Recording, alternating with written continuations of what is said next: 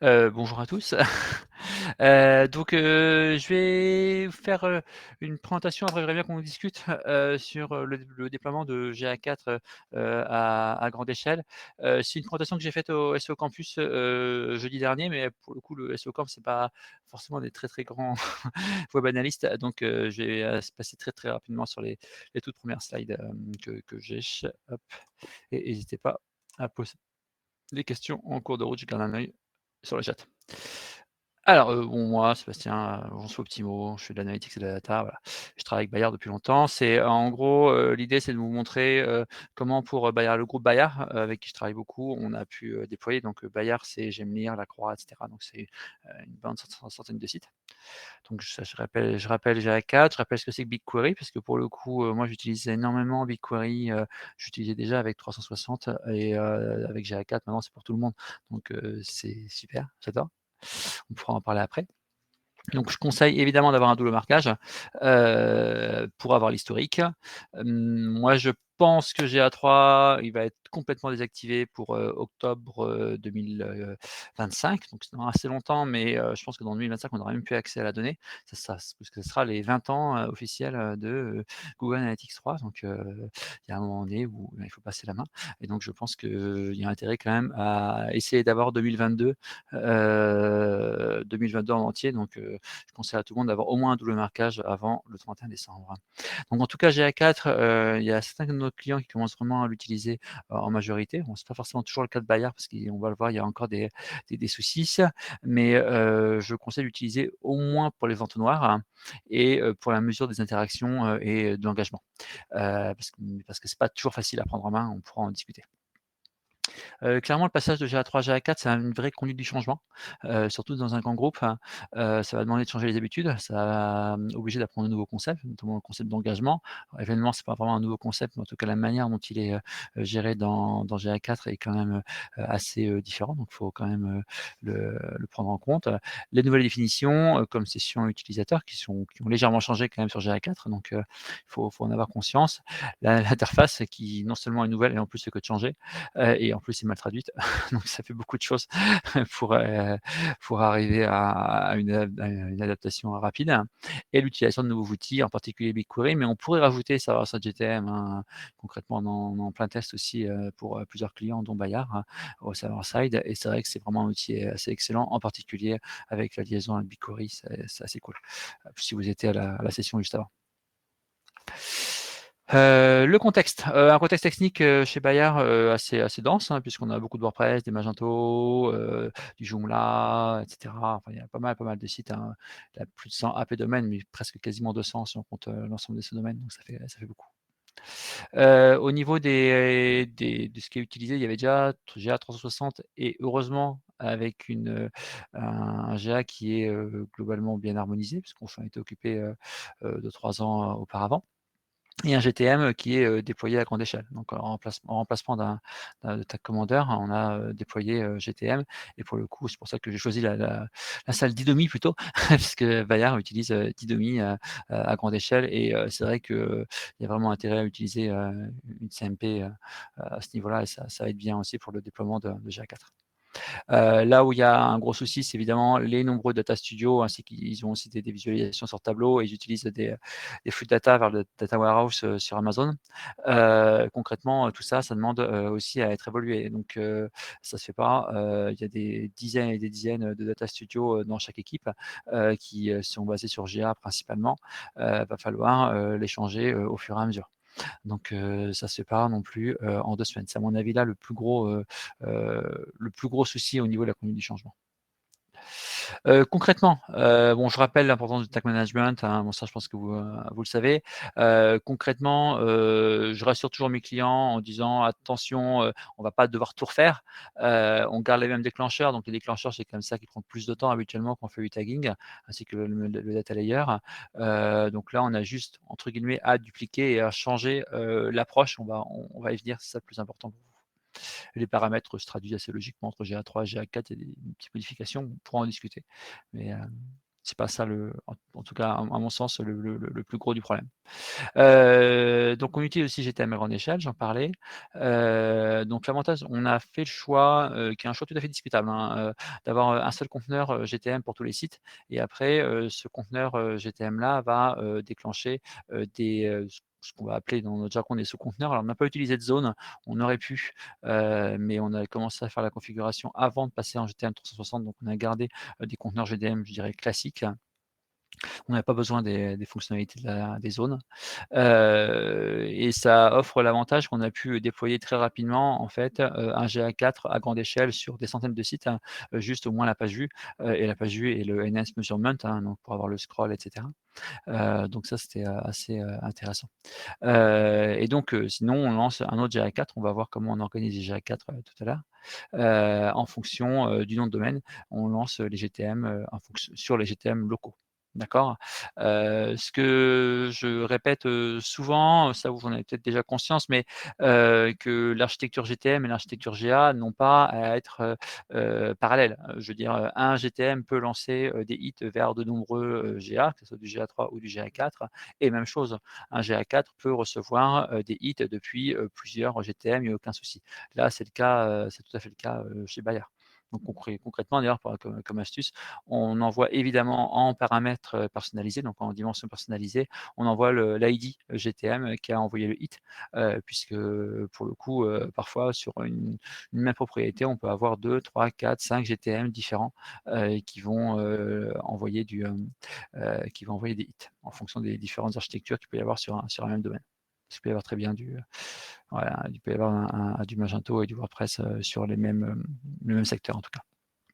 Alors, pour GA4, techniquement. Alors, on a, fait le choix, de, choisir de faire un GA4 par secteur.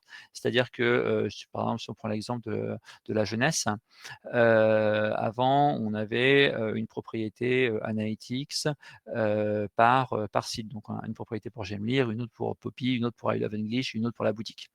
C'est intéressant parce que ça permet que le responsable J'aime lire ne puisse voir que J'aime lire, mais en même temps, ça ne permet pas de voir, évidemment, l'interaction, enfin en tout cas facilement, l'interaction entre 2 sites, du groupe. Donc ça, c'était évidemment, une problématique. On a utilisé un seul flux de données, sur GA4, hein, évidemment, puisqu'on n'a pas besoin d'avoir plusieurs flux de données, hein, quand on est que sur du web. Et donc en regroupant plusieurs sites sur la même propriété, ça nous a, on peut, grâce à ça, filtrer les hits a posteriori, ce qui n'était pas vraiment possible sur GA3, parce que GA3 on n'avait que la segmentation. Donc il n'y avait pas de filtre a posteriori et le problème de ça, c'est qu'on va devoir faire une manipulation, lors de chaque analyse. Donc à chaque fois que quelqu'un veut analyser, il est obligé de faire une comparaison pour filtrer, les hits, qui ne concernent pas. Donc ça, c'est évidemment un petit peu problématique. À l'usage, on va voir si on garde ça ou si finalement, à un moment, on switch par, une propriété GA4 par domaine, évidemment, on verra. On attend avec impatience que, Google relance, quelque chose qui ressemblerait un petit peu aux vues avec, des filtrages, a priori. Donc le plan de marquage est extrêmement important, hein, quand on passe de GA3 à GA4. Là, on avait catégorie action libellée, maintenant on n'a plus qu'un seul nommage conseillé, donc avec jusqu'à 25 paramètres, en cours, comme vous le savez, très probablement. Donc on utilise évidemment les nommages recommandés, donc tout en anglais, pas forcément en 100 anglais, hein, on fait du franglais aussi, hein, voilà. Hop. On a décidé d'avoir des événements aussi parfois un peu passe-partout. Par exemple, un événement qu'on a appelé InPageClick, où on a des différents paramètres comme, click action, click location et cetera. Donc ce InPage Click, par exemple, on va le lancer sur, n'importe quelle, action, qu'il y a sur la page et qui sont des actions qui ne sont pas très, qui vont pas être liées forcément à une conversion. C'est-à-dire, le clic sur un bouton déroulant ou des choses qu'on a envie de mesurer au niveau UX, mais qui sont pas forcément, fondamentales en termes de conversion. Donc on l'utilise et après on met des différents paramètres pour savoir quelle action exactement il y a eu lieu, à quel endroit, vers quoi, donc c'est vers quel article, vers quel produit, et on réutilise les paramètres que Google utilise déjà, donc link URL et link class, qui sont automatiquement enregistrés avec le Enhanced Measurement. Donc ça, c'est plutôt, je trouve ça plutôt pratique en termes de marquage. Après, il faudra voir en termes de compréhension par les équipes marketing à quel point elles vont réussir à aller voir cela. Alors, ouais, j'aurais bien discuter après avec vous au niveau des choix. On hésite beaucoup entre, par exemple, pour un clic sur un menu qui est quelque chose qu'on aime bien traquer désormais, est-ce qu'on va l'appeler clic menu? Donc, bah oui, mais clic, ça sert pas à grand chose, c'est forcément un clic. Ou alors menu clic, comme ça on commence par menu, ou alors menu, mais c'est vrai qu'on ne sait pas forcément de quelle interaction on parle, ou alors on fait clic, alors c'est très général, et avec une action, avec un paramètre de type menu. On a plutôt tendance à faire menu clic ou clic menu actuellement, mais je suis ouvert à vos suggestions et à vos habitudes. Voilà, ça serait bien qu'on arrive à s'harmoniser un petit peu entre web analystes. Donc, ce qui est intéressant, c'est vraiment qu'on peut utiliser plus de paramètres pour chaque événement. Enfin, on pouvait déjà utiliser les dimensions personnalisées, hein, avec GA3, mais là, on est quand même vraiment invité à le faire de manière assez, enfin, on est obligé de le faire, hein, concrètement. Alors, il ne faut pas hésiter à en envoyer, donc évidemment des pertinents, hein, parce qu'on peut en envoyer jusqu'à 25, et surtout à les activer en amont, comme dimension personnalisée. Je travaillais sur un autre client il y a quelques jours, et on avait oublié d'activer le paramètre page location. Et c'est vrai que même si Google le lance, enfin, nous permet à différents endroits d'avoir quand même page location, à certains moments, on est obligé, notamment pour les segments, d'activer le paramètre page location. En tout cas, moi, j'ai pas réussi à faire ça. Donc, il y a des paramètres qu'on active à chaque fois, parmi les paramètres par défaut de Google Analytics. Donc ça, bien penser à les activer en amont, sinon après on les retrouve dans BigQuery, mais on ne les retrouve pas dans l'interface si ce n'est pas rétroactif. Donc au niveau des résultats, on s'est retrouvé avec 108 noms d'événements, qui sont un peu une sorte de bibliothèque d'événements dans lequel les gens peuvent aller prendre ce qu'ils veulent quand ils font du marquage. Et avec 108 événements, on a 133 paramètres, donc quand même 71 qui sont recommandés ou imposés par Google. Donc c'est quand même non négligeable. Et tout ça, on a récapitulé ça évidemment dans un plan de marquage documenté, et ça aboutit à 200 événements qu'on a configurés sur GTM. J'insiste aussi sur le user ID. User ID, avant, c'était un cookie égal à un utilisateur. Maintenant, concrètement, on a un mode de calcul qui est activé par défaut qui utilise le user ID. Ça, c'est vraiment bien parce qu'on peut à la fois sur la même vue avoir des personnes loguées et non loguées. Et en plus, c'est facile à désactiver. Ça nous arrivait pour un client où on comprenait pas très bien ce qui se passait au niveau des ventes noires. C'était vraiment n'importe quoi. Ça donnait des résultats qui n'étaient pas cohérents par rapport à ce qu'on pouvait voir dans les autres rapports. Donc, on comprenait pas bien. Et on s'est rendu compte qu'il y avait un souci au niveau justement de la collecte, au niveau du user ID. Donc, en désactivant le user ID et en repassant par by device only, et ben là, ça refonctionnait. Donc ça, c'était quelque chose qu'il faut penser à regarder, éventuellement à désactiver si vous avez des problèmes, parce que c'est activé par défaut en plus, si vous avez des problèmes en termes notamment en termes d'entonnoir. C'était sur l'entonnoir où on avait un problème. Donc la tendance du moment, alors je parle de manière générale, hein, c'est pas forcément pour Bayard ici, c'est d'utiliser dès que possible l'email haché en SHA-256. Donc c'est autorisé par Google d'aller stocker une donnée, une P2I, hein, une donnée personnelle, mais hachée, encryptée, donc c'est au moins toléré. Ça va permettre de dupliquer au maximum et de pouvoir anticiper des liaisons avec d'autres bases de données. Maintenant qu'on a pour tous, j'ai envie de dire, pas uniquement les 360. On a l'accès aux données brutes sur un outil qui est quand même plutôt bien fichu comme BigQuery. On peut aller facilement demander des exports du CRM avec des emails en clair, hein, éventuellement. Et après, il y a une fonction BigQuery SHA-256 qui permet de transformer une adresse email enfin de la hacher en SHA-256 et après la jointure avec Google et donc avec les sources de trafic sans limite de durée. Pour le coup, on peut très bien voir, bah, tiens, telle personne au niveau de son CRM, quelle source de trafic il faisait il y a un an. Hein. C'est tant que le RGPD nous le permet, c'est possible techniquement, alors qu'avant, ça aurait été un peu plus difficile. Donc GA4 ouvre quand même énormément de possibilités. Évidemment, on vérifie l'affinité de traitement avec le DPO, etc. Enfin, on ne fait pas n'importe quoi, mais les possibilités techniques, en tout cas, sont là. Donc, au niveau de ce qu'on a réalisé et de ce qu'on a encore à faire, donc on a lancé un GA4 simple assez rapidement, puis on a passé à l'harmonisation, etc. Bon, je suis passé là-dessus. Et ce qui reste encore à faire, bah, c'est ce que j'ai dit tout à l'heure, hein, la formation, les migrations.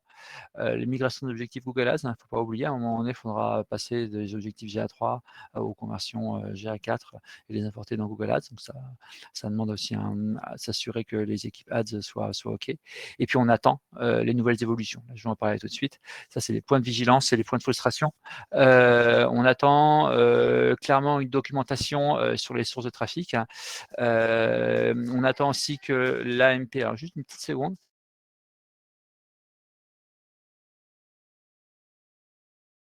Voilà. Petit problème d'enfant qui se réveille de la sieste. Donc, on attend clairement une documentation sur les sources de trafic, parce que pour l'instant, c'est pas ultra clair ce qu'on peut utiliser. Enfin, on a user acquisition et traffic acquisition, mais on n'a pas encore, je trouve, de documentation aussi comme on voudrait. L'AMP n'est pas dispo, donc ça, c'est vraiment ultra dommageable pour les sites de news. Il nous manque les dimensions de portée produit, donc pour les sites e-commerce, c'est quand même extrêmement dommage. Et puis il y a quand même des données enfin, indispensables comme les produits qui ne sont même pas disponibles dans le connecteur Data Studio. Donc c'est quand même, donc il faut passer par BigQuery dès qu'on va faire un reporting de produit. Il y a des éléments qui disparaissent, comme le taux de rebond et tous les données de portée session. Donc ça va être vraiment problématique pour pas mal d'équipes qui regardaient ça en priorité. Les groupes de contenu disparaissent aussi, bon, c'est pas très grave. Et il y a certains éléments qui vont nécessiter d'utiliser l'explorateur ou d'activer des dimensions personnalisées. Je pense par exemple l'UTM terme qui n'est pas disponible par défaut, il faut l'activer en dimension personnalisée en amont. Les points, les bienvenus, c'est de plus avoir d'index pour les dimensions, ça c'est cool. Facilité à créer des conversions, les objectifs sur GA, c'est quand même n'importe quoi. Enfin, c'est quand même, ça datait d'il y a 20 ans et c'est quand même tout pourri. Il y a une grande flexibilité pour la création de ventes au noir. Les ventes au noir sur GA4, c'est vraiment le bonheur, surtout quand on avait l'habitude de GA3. Et puis le modèle de données, non seulement il est accessible à tout le monde, mais en plus il est plus simple à requêter, je trouve, avec GA4. Donc c'est quand même beaucoup plus simple. Au niveau des frustrations, c'est les données, en tout cas les données non agrégées, donc tout ce qu'on va avoir dans l'explorateur, qui sont disponibles que pendant 14 mois maximum, ce qui n'est pas beaucoup. Donc après, il faut aller taper dans BigQuery si on veut réussir à faire ça. On doit jongler entre 12 outils pendant pas mal de mois. Ça va être difficile à comparer. C'est quand même un outil qui n'est pas encore entièrement au point. Il va falloir former tout le monde. Et puis, si on veut vraiment aller taper dans le dur et dans l'exploitation réelle des données, on doit taper dans BigQuery. Voilà, en conclusion, j'avais 3 remarques. Double marquage, penser aux dimensions personnalisées et puis il faut en profiter pour revoir les fondamentaux. Et je crois qu'il nous reste 5 minutes pour les questions. C'est parfait, ouais, merci beaucoup, Super. c'était top. Il y a Greg qui a répondu à déjà une question, mais je t'invite à regarder, Sébastien, l'onglet Q&A. Alors, je vais commencer par Q&A. En effet, donc en double tracking sur GA4, vous avez décidé dans un premier temps d'avoir simplement les données principales, PageView, ou bien l'ensemble du tracking UA. Non, les données principales, PageView, puisque donc on a un gros GA global, aussi bien dans GA3 et désormais dans GA4, qui déjà n'avait principalement que des pages vues et quelques événements pour des raisons de coût. Parce que sinon, si on mettait trop de hits, on avait aussi purchase et quelques événements vraiment importants. Mais si on mettait tous les événements, ça aurait coûté trop cher en fait au niveau de la licence 360. Donc on a fait la même chose pour GA4 en activant tout de même le Enhanced Measurement dessus. Peut-être qu'on changera éventuellement d'avis d'ailleurs une fois qu'on aura le vrai contrat GA4 360. Je sais pas si ça répond à ta question, Étienne. Quid du passage des utilisateurs à l'interface GA4 au niveau métier? Acceptation ou déni? Plutôt déni.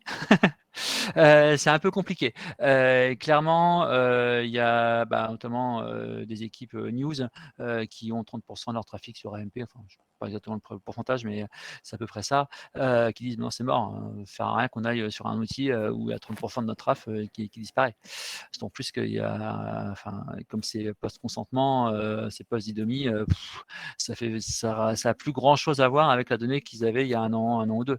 Donc ils sont un peu désespérés, faut bien le voir. Donc sur certains, ils ont mis Wigistat, où ils pensent aussi à Internet. Enfin, c'est la problème du consentement hein, qui arrive en cours de route. Donc il y a un mélange entre GA4 et RGPD qui fait qu'il y a un certain désespoir des équipes. Je dois dire, c'est pas que avec Bayer, hein, de manière générale. En tout cas, dans les grands groupes, je trouve qu'avec X-Drive, parfois c'est un petit peu compliqué par rapport à ça.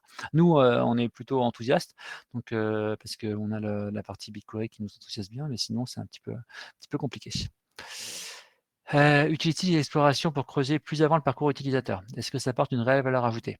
Alors, en tout cas, la plupart de mes clients ne vont pas aller exploiter ça d'eux-mêmes souvent. C'est plutôt après leur avoir montré ça. Et nous, ce qu'on va essayer de faire, c'est quand on a une question, d'essayer d'aller répondre à la question en utilisant en priorité le GA4. Et parfois, s'ils ont fait un rapport sur GA3 et qu'ils nous demandent: «Tiens, qu'est-ce que tu penses de ça?» On va dire: «Ah bah tiens, j'ai regardé la même chose sur GA4». Pour nous aussi, c'est intéressant de pouvoir comparer, en fait. Et oui, ça apporte une réelle valeur ajoutée. Alors sur les parcours, oui, il y a l'explorateur de parcours, je ne sais plus comment il s'appelle, mais qui est quand même mieux fichu. Enfin, je ne suis pas non plus toujours un énorme fan, mais moi, je fais souvent des entonnoirs, hein. Éventuellement, l'analyse en cohorte aussi. L'analyse en cohorte peut être quand même bien mieux fichue dans GA4 parce qu'on peut vraiment choisir comment la personne entre dans la cohorte et comment elle revient dans la cohorte, hein, quels sont ses critères de retour. Donc ça, c'est vraiment super. Donc oui, ça apporte une valeur ajoutée, mais il faut que les gens sachent que c'est disponible, en fait. Donc d'où l'importance de la formation. Beaucoup d'annonceurs encore sur analytics.js. Ma recommandation sur migration vers GTAG. Moi, j'ai pas trop le problème de ça puisque concrètement, la plupart de mes clients sont sur GTM. Donc GTM, c'est un peu un bâtard entre l'analytics et du GTAG. Donc là, j'ai un client qui justement vient de passer de analytics à GTAG, hein. Donc oui, évidemment, si on est sur du Taco ou autre, je vais plutôt aller recommander de passer de analytics vers GTAG. Après, ça permet aussi de pouvoir faire ce que Google recommande pour la migration de GTAG à GA4. Ça, je maîtrise un peu moins parce que j'ai moins le souci en passant par GTM principalement. Est-ce que ça vous répond à vos questions? J'ai pas vu le chat pour le coup, parce que je suis sur la Q&A. C'est top, ouais. Il y a 2-3 commentaires sur le chat, si tu peux Ouais, regarder aussi. alors,